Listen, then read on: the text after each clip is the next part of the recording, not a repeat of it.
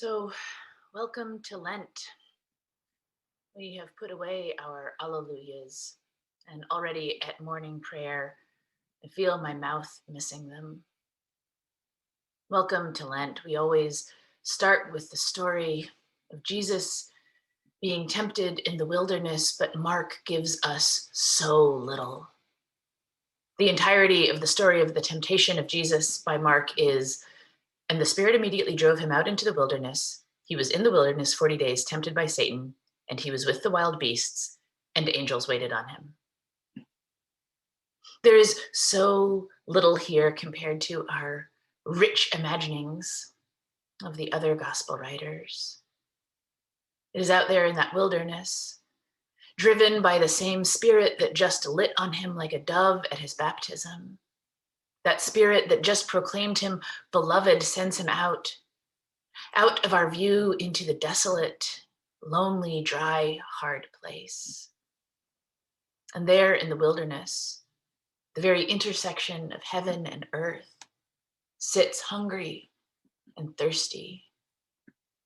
He has three companions: Satan, wild beasts, and angels. I feel like I know what that voice of Satan sounds like. It is the voice of every accuser. Somehow in our culture, this idea of temptation has taken on the tone of something enjoyable. Ooh, don't tempt me with that chocolate cake. As if a temptation is a thing you really do want, but feel you shouldn't.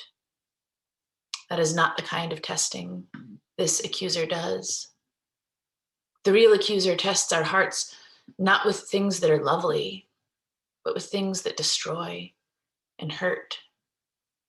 It is the voice that accuses us of being unlovable. The voices that say we are never enough, the voices that whisper, as hard as you try, you will fail. It is the voice that tells you to get smaller and quieter, to take up less room. It is the voice that tells you to remember your place. It is the voice that will tell you to look out for yourself at the expense of others because there is never enough. It is the voice that says you are a garbage person, and maybe people have been nice enough to pretend to be your friend, but you are of no value. I don't know exactly what your voice says, but I do know that those voices are always lying. And particularly here in Mark, we do not know what that voice says to Jesus out in the desolate wilderness. But whatever it said, it lied. And along with that whispering, nasty voice, there are angels ministering to him. And Mark, again, does not tell us exactly what that means. But the angels are messengers of love. And if they have come to care for the tender human body of God in the wilderness, I bet their ministry was sweet. I bet they didn't even need to tell him not to be afraid. But along with Satan and with angels, there are wild beasts. And I like to imagine these wild beasts curled up against the warm body of Jesus in the cold desert night. I like to imagine that the fiercest of desert animals knew the smell of love and came with their heads down and their eyes open. I like to imagine that the scariest of the desert animals could not help but come close once they knew he was there.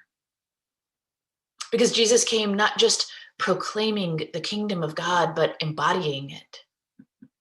Jesus himself is the very place where heaven and earth meet, where God's will, God's kingdom, and God's glory shows up on earth. Jesus is made of dust and beaming glory, and he loves us, even on the days when I can't figure out why. The kingdom of heaven has come near, the time is at hand, and his name is Jesus. So welcome to Lent. And here we begin this journey that we take every year, from the glory of transfiguration through the dry and harsh wilderness, walking with Jesus to Jerusalem, to the passion and to the cross. Throughout Lent, we walk towards that final intersection where the accusations of the world test the limits of love. We walk to that final intersection where the cross does its best to destroy love and where hatred itself is defeated. That cross looms over this whole season. And in Lent, we cannot pretend that suffering is not real. Lent asks us where we stand.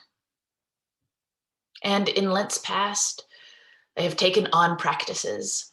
In Lent's past, I have given things up. I have given up reading. I have given up communion. One year I was a vegan. I have meditated and I have read books that come in 40 tidy sections. I have tried to strip away the things that I suspect keep me from seeing God and this world clearly. I have tried to add things into my life that will make me a better person, softer, and more ready to hear the voice of love. In Lent's past, I have tried to get closer to the angels. But this year, I am so tired, and I am not giving up anything this year, and I am not taking on any more things. Jesus is out there in the wilderness hearing both the voice of accusation and the tender love of the angelic. But he also has wild beasts as his friends. And this year I know that I do not want to accuse and I do not want to harm. But I do not know if I can even begin to aspire to the angelic. This year, I think I will just put all of my hope in being a beast, wild and hungry, tracking the scent of love through the desolate places, and coming as close as I can when I find it. This year, I am putting all of my hope in being a beast, curled up tight against love on the cold desert night. Amen.